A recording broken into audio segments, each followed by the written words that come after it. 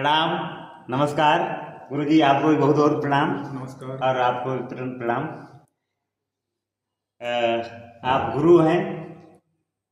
गुरु होता है तो कुछ न कुछ अपने शिष्यों को देता है गुरुजी। क्योंकि हमारा चैनल मुक्ति के साथ जीवन, और मुक्त हम जब ही होंगे जब कुछ अच्छे अनुभव एक दूसरे को शेयर करेंगे, जो हमारी अच्छाइयाँ हैं जानेंगे। तो हमारे मित्र पंकज जी कुछ गुरु जी के बारे में परिचय भी दे दीजिए, आप ही दे दीजिए। आज हमारी ये मुलाकात मथुरा प्रसाद पाल, मथुरा प्रसाद जो जिला प्रचारक भी रह चुके हैं आरएसएस के, और खगिया नंगला के रहने वाले हैं। हमारे पड़ोस के ही गांव के हैं। हमारा पृथ्वीपुर गांव है, आप खगिया नंगला। बाकी विस्तार से गुरुजी खुद बताएंगे बाद में। तो गुरु जी कुछ बताइए अनुभव।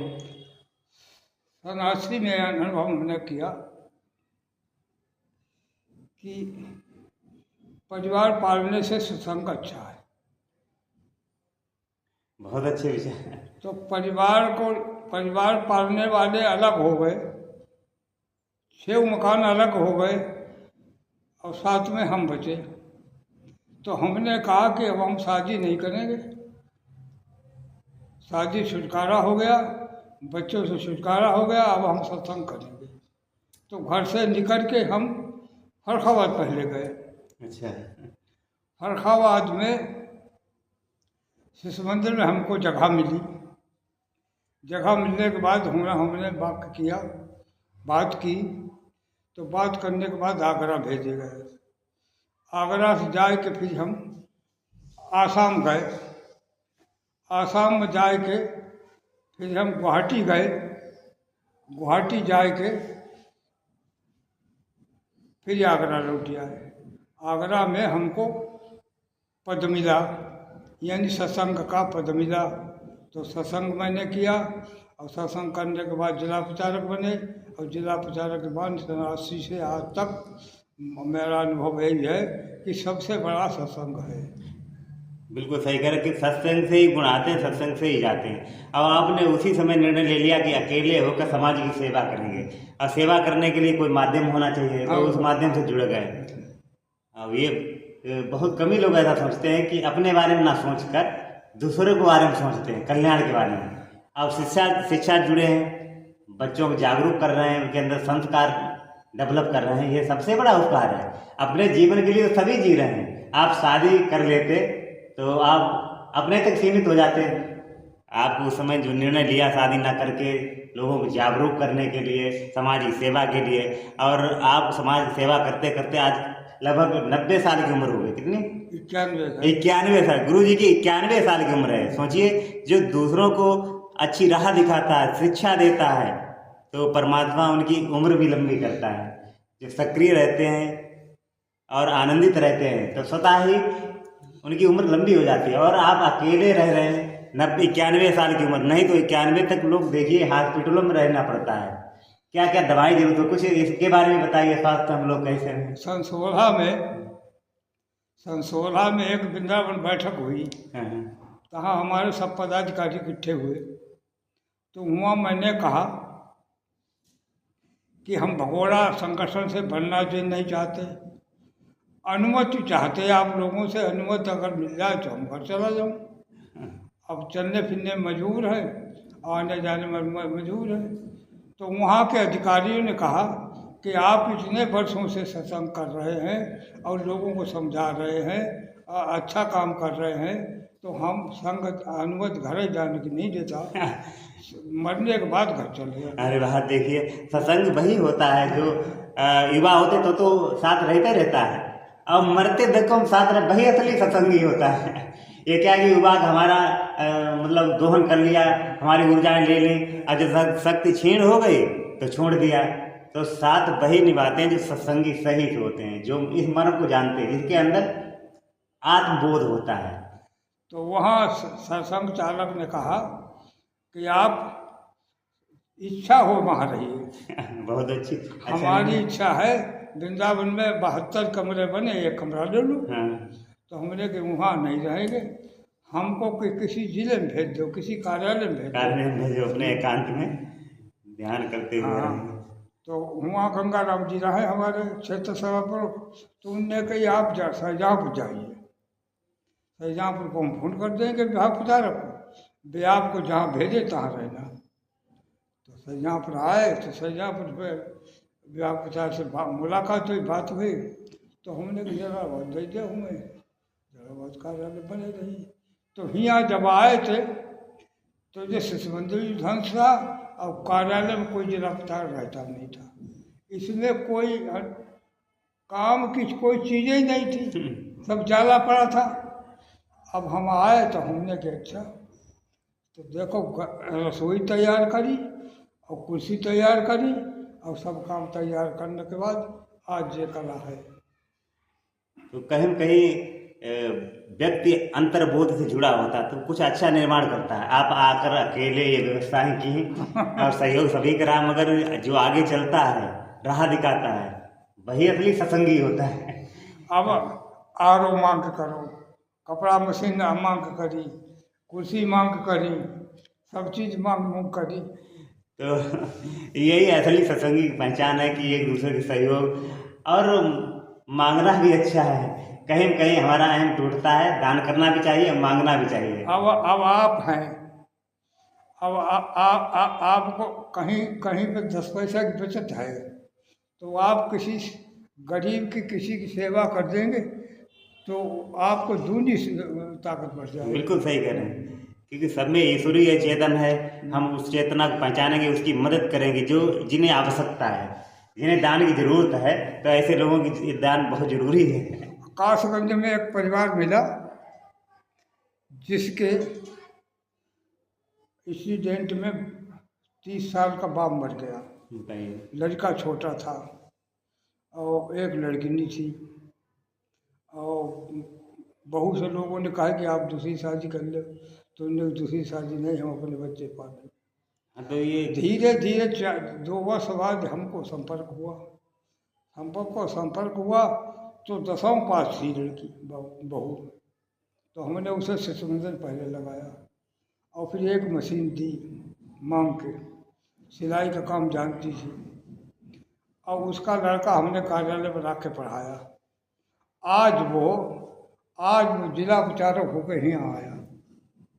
तो ये असली सेवा ये है, जिन्हें जरूरतमंदों की सहायता करना सबसे बड़ी सेवा है। विभाग प्रचारक आज आगरा में सबसे बड़े जिले में आगरा में है, विभाग प्रचारक हमने प्रचारक निकाला। आज भी बड़ाई कर रहे हुआ। यहाँ से एक लड़का गया तो उसने कहा कि हम दद्दू के पास रहे और उन्हीं ने हमको पढ़ाया लिखाया, कार्यालय में रहे, तो उन्होंने कहा आओ आओ आओ आओ। आज भी उसको वहाँ कार्यालय में रखते हैं, मेडिकल की पढ़ाई करता है। राह दिखाना ये सबसे बड़ा धर्म है, क्योंकि पथभ्रष्ट होकर लोग कहाँ कहाँ भटक जाते हैं, और थोड़ी कोई राह दिखा देता है, उनका जीवन संभल जाता है, वो दूसरों को संभालते हैं। यही तो असली धर्म है, मानव धर्म यही कहलाता है। मगर ये बातें जब ही आएंगी गुरुजी, जब वो आत्मा को पहचानेगा, आत्मबोध को पहचानेगा, मुक्त होगा।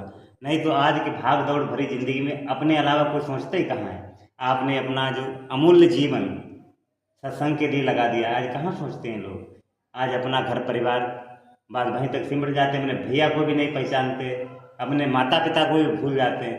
अब आपने एक मतलब अपना शादी ना करके पूरा समाज के लिए कल्याण किया।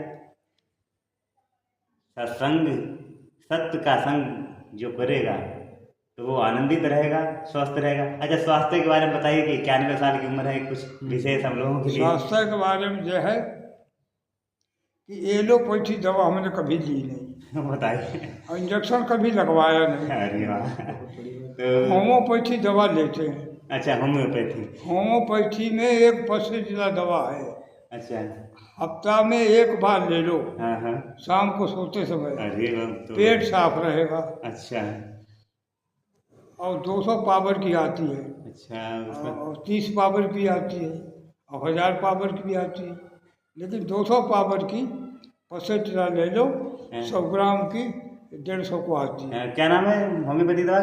पसेटिला। पैसेटिला। हाँ, पसेटिला। तो होम्योपैथिक पैसे टीला गुरुजी उपयोग करते हैं और कभी इंजेक्शन नहीं लगवाए, एलोपैथिक दवा नहीं ले। और 91 साल के आपके सामने प्रमाण है, हम लोगों के सामने प्रमाण, हम लोग तो देखते रहते गुरुजी को। जितनी बीमारियां हैं, चाहे चर्म रोग हो, चाहे कछू रोग हो, चाहे बुखार हो, सब पेट से है।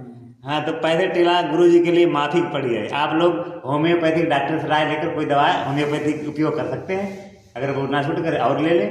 एलोपैथिक से थोड़ा बचें, जब अति आवश्यक है तभी प्रयोग करें।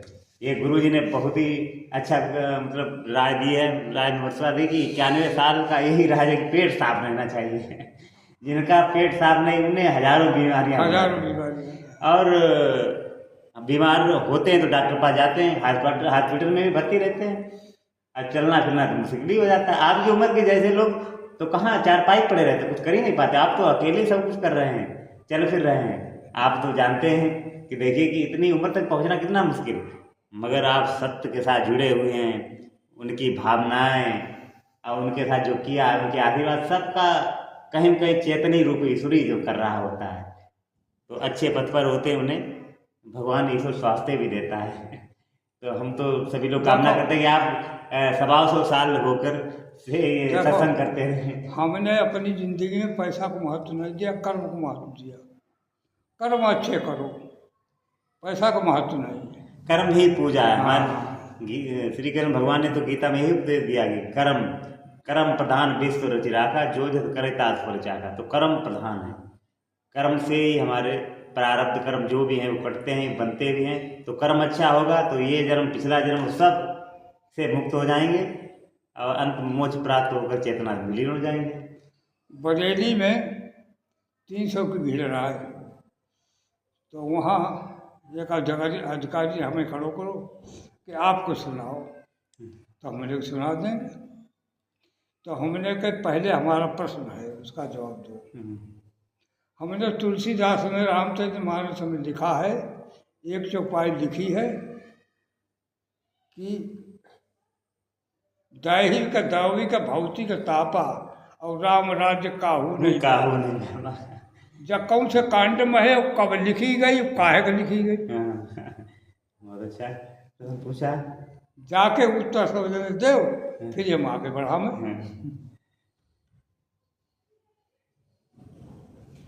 तो हुआ काउन उत्तर नहीं दो, जाको सही उत्तर हमने दो। हमने उत्तरकांड में लिखी, जब लंका जीत के रावण को मार के सब काम करके तो अयोध्या गए, तब लिखी गई उत्तराखंड। अच्छा, उत्तराखंड में लिखी गई। तो ऐसा शासन तो खैर होना चाहिए, तो ऐसा जब ही हो पाएगा जब हमारा राजा भी कि जैसे राम जैसे राजा होंगे तो दैहिक भौतिक ताप हमें व्यापक नहीं होगा, क्योंकि जैसे राजा वही प्रजा, या जैसी प्रजा वैसे राजा। तो राजा भी अच्छा होगा तो प्रजा भी अच्छी हो जाएगी। तो अब जब बनकाऊ काहे गए, बनकाऊ इसलिए गए कि जाओ बताओ, राजा दशरथ जब दैत्यन से हार गए तब तो तो बढ़ जाए, तो क्या कहेगा। और उसके बाद राजा ने कही कि गुरु के सामने कही, एक बार भूपति में माही भई कलानी हमारे सुत नाही। हार गए तो है तो कही हैं, अक्सुत हो तो और लगते। तो गुरु को चिंता हुई कि इन्हें ताप है और इसलिए कचहरी नहीं कर रहे। इनका ताप मेटने के लिए सिंह ऋषि को बुलाया, पुत्र यज्ञ कराया, तब भगवान प्रकट हुए। तो गुरु सबका कल्याण करते हैं, अपने शिष्यों को करते हैं, समाज करते हैं, देश का करते हैं। तो गुरु की उपमा गुरु से भगवान से कही, गुरु गोविंद दोनों खड़े किसके लागू पाए, गुरु बलिहारी आपकी गोविंद दियो मिलाए। तो गुरु ही तो गोविंद से मिलाता है। ईश्वर गुरु ही बताता है, चेतना ईश्वर सब गुरु ही बताता है। तो गुरु का स्थान प्रथम है, हमेशा से रहा है। सतयुग में रहा है, द्वापर में, त्रेता और कलयुग में भी है। तो गुरु के पदचन्य चलते रहें, जो आपके गुरु सदमार्ग दिखाएं उस पर अगर अमल कर लें, हम आप कोई भी हो। अब गुरु जी ने होम्योपैथिक दवा बता दी, अगर माफिक ना पड़े तो डॉक्टर होम्योपैथी का उपयोग करें तो और बेहतर रहेंगे, क्योंकि आप तो प्रमाण हैं ही। तो होम्योपैथी में एक लक्षण खास हमने देखा है कि खून को, शरीर के खून को नहीं छूता है। अगर माफिक नहीं दवा है तो नुकसान भी नहीं करेगा। नुकसान भी, उसकी मात्रा बहुत कम, और उसमें कैसी विधि है कि जितनी कम मात्रा होगी उतनी हाई पोटेंसी, हाई पावर की होती है, और ज़्यादा मात्रा तो वो कम पावर कहलाती है। होम्योपैथिक है वो आत्मा से जुड़ी हुई दवा है। जैसे आत्मा ढूंढना मुश्किल, वैसे होम्योपैथिक दवा इतनी कम मात्रा में होती है ढूंढना मुश्किल हो जाता है, तो वो कहीं कहीं आत्मा में जाकर रोग को ठीक करती है।